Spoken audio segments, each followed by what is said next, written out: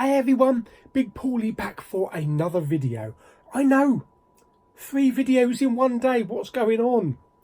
It's not another episode of What's in the Poundland Bin. That'd be just taking a piss.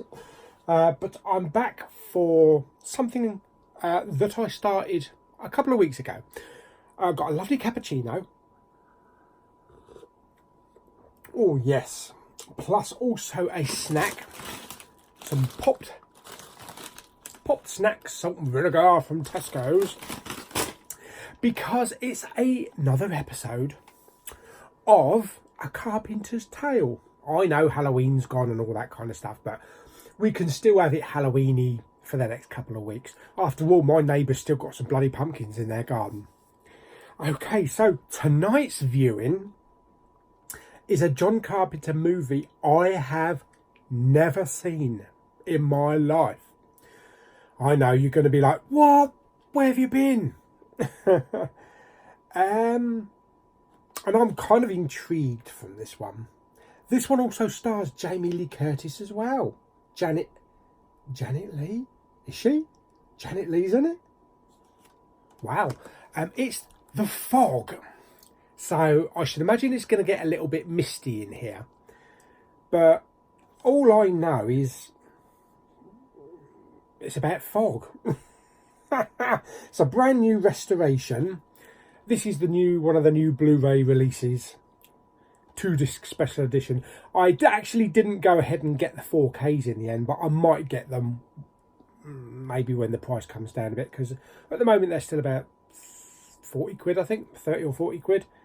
But they do look nice box sets, but this will do me for now. There's also Escape from New York coming out at the end of the month as well. But it's got tons of extras. In that blue bar there, all those extras. So what do we got?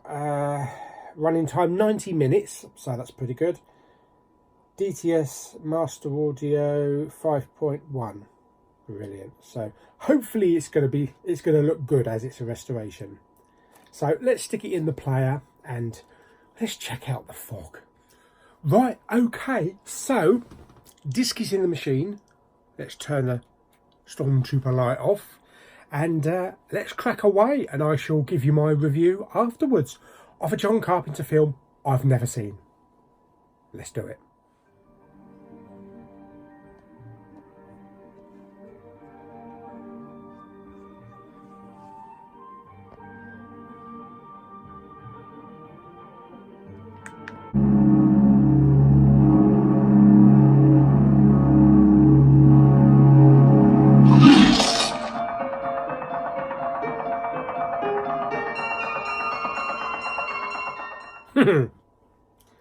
Watch The Fog, Pauly. You'll really enjoy it. No one said, watch The Fog, Pauly. Your nerves will be shot to fucking shit. Oh, dearie me. Wow. Whoa. God, that was a film and a half, wasn't it? Blimey. Wow. If ever I see a holiday brochure and it says come to Antonio Bay, piss off. I'm not going anywhere near Antonio Bay. or up a lighthouse either. But yes, very good, very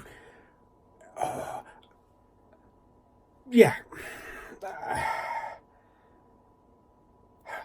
Started out really good. Really good. I love the whole telling the kids this kind of like old wives' tale, this old story about this whole ship that went down 100 years ago and that kind of thing. And I love at the beginning how everything starts to develop. You know, it's very quiet and very eerie when it hits midnight. And all of a sudden, all these things start happening. Lights start coming on. A car headlights and horns start happening. It's like something's woke everything up in the town. So, and it was really freaky at the beginning when this boat was out in the ocean, and these fishermen out there, and this fog just rolled in. And the thing about these creatures, or whatever they are, or men, you don't get to see them really. It's all kind of like black. You know, you kind of get to see the silhouettes of them. Apart from the bit right at the very end with the red eyes, the piercing red eyes. That freaked the shit out of me, that did, in the church with the piercing red eyes. As you can see there on the cover. But I don't think you got to see the red eyes before that last scene at the end. I liked the cast. The cast was really good. Jamie Lee Curtis, although her name came up second on the credits, I tell you, I don't know, was this before Halloween or was it after Halloween? She looked a bit older, but although she was in the film quite a bit, it's not kind of a major role. It's kind of a, she was like kind of like hanging on to this other bloke, and just going where he was going. So she didn't really have a lot to do in the film, which was a bit of a shame. I suppose they didn't want the attention taken away from the other actors who had main focuses, such as, what was her name? Adrienne Barbeau? Adrienne Barbeau. Yeah, the DJ in the lighthouse. That's one sexy DJ voice. Although I can't say much for the actual station. The actual radio station itself sounded really boring. And just music in the background, you know, kind of like send you to sleep music. So probably send the whole town to sleep. So I could have used a bit more upbeat music, but yes, I don't think I'll be listening to, what's it, KAB? I don't think I'll be listening to that station anytime soon. Also starred Janet Leigh as the local townsperson that's overseeing these preparations for the, you know, for the town to celebrate its 100th anniversary. There were lots of jumping moments. I didn't think I would have kind of jumped that much in this film. For instance, when Jamie Lee Curtis was in like the morgue after bringing in one of the fishermen from the boat, and he was just laying there, and all of a sudden he starts getting up and walking across the room. You kind of expect something like that to happen, but you're not thinking that it will happen, but then it freaks the shit out of you when it does happen. And also when these creatures, these men from this Dane, was it the Elizabeth Dane that sank 100 years ago? And that was freaky as well, when the fishermen were out there and all of a sudden this massive sailing boat was sort of like just creeping past. I thought, bloody hell, is this Pirates of the Caribbean? But yes, I can see where maybe Pirates of the Caribbean got a lot of their ideas from. Kind of reminded me somewhat of Salazar's Revenge, you know, the last Pirates movie with Javier Bardem, kind of like on this mysterious, these dead people that come rolling in off the sea, and this boat that comes up through the sea and that kind of thing. It kind of reminded me a little bit of that, so maybe that's where they got their ideas from this film. And I love that when these creatures come back, they're coming back for 6. They're coming back to revenge for 6. Because there's a scene in the lighthouse tower where the DJ, her son, finds this bit of old wood on the beach and it says Dane on it, so you kind of know that it's from the Elizabeth Dane. And then some mysterious thing happens, you know, with the water starts dripping down, like where the tapes are in the DJ, you know, the radio room. And all of a sudden there's this massive flash, and all of a sudden the bit of wood says 6 must die, and that's kind of freaky. Then it goes back to saying Dane, so And when these creatures do come to get people, when the fog rolls in, there's just bang, bang, bang at the door. No one's got any doorbells in that town. And everybody always goes towards the door to open it. And what I've found is funny about this type of film is that they open the door, it's shrouded in fog. And as soon as they turn their back to say, there's no one there, wham! Don't turn your back to the fog. And I swear some of this fog, from time to time, when it was rolling in, not so much over the sea, but kind of like when it was rolling through the town, I swear that I could kind of make out shapes, weird shapes. Like, it wasn't just, for effects wise, you know, someone letting off an ice machine or something, you know, when they were actually making the film. It kind of like, it did kind of like have a life of its own, because I could kind of make out certain shapes. It's like those times when you see the clouds in the sky and, you know, you see a fluffy bunny or something, or someone sees something else. It's kind of that. It's visual interpretation, but that was kind of neat. I probably won't see it again. Maybe it was just this one time, you know, because I haven't seen it before, and I'll be looking for it next time, and then maybe I won't be able to see anything. So it's kind of weird how visually how the eyes can kind of like deceive you.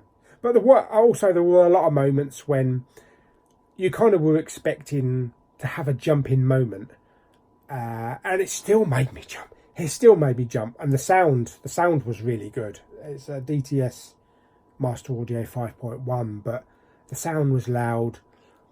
There was a lot of bass, a lot of good use of the bass, and not so much on the surrounds, which kind of surprised me. But it is a film of, is it the 70s? Is it the late 70s? Yeah, so I suppose the 70s they wouldn't have a lot of experience with like using the surrounds, because, you know, we didn't have we didn't have Atmos back then, did we, or DTS? Nice, but it's nice how they've punched the sound up for, you know, like the re-releases. And the visuals was really good.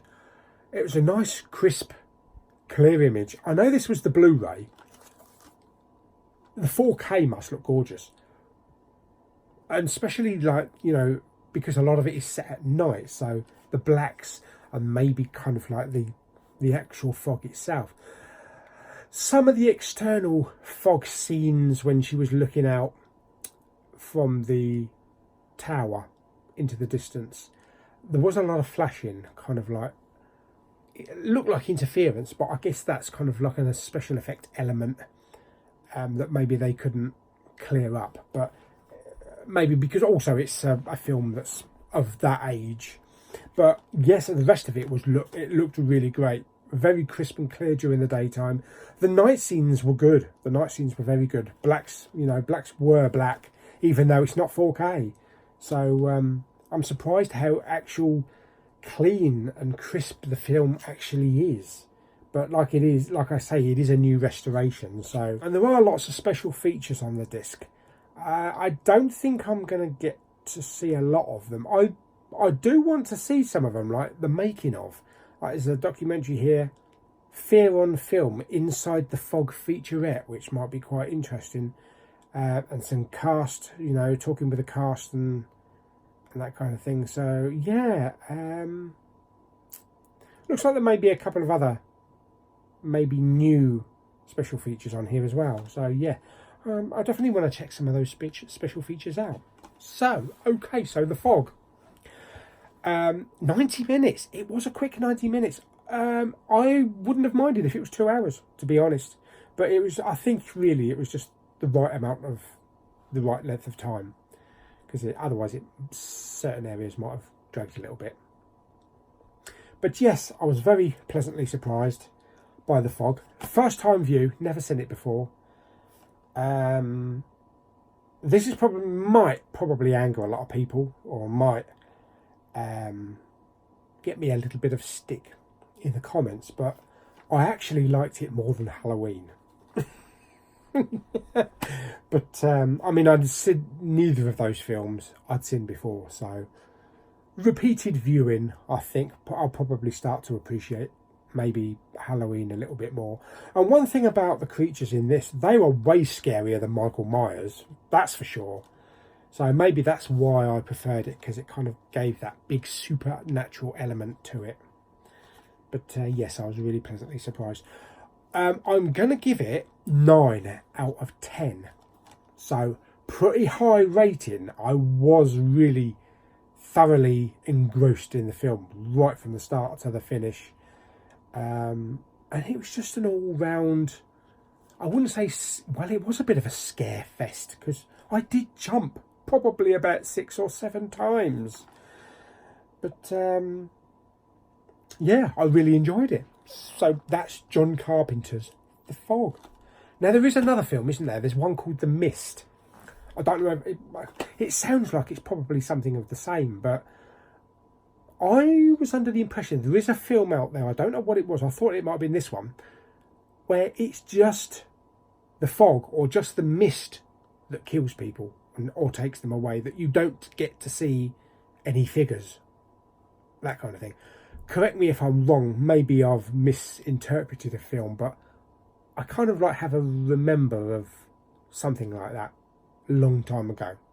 Anyway, that is my review of The Fog for my A Carpenter's Tale review. So I hope you enjoyed the review. Don't forget to give the video a thumbs up. Stick down in the comments there if you like The Fog, what your favourite John Carpenter movie is. And yeah, don't forget to share with your friends and that. And subscribe, and I'll see you on the next video. Bye everyone.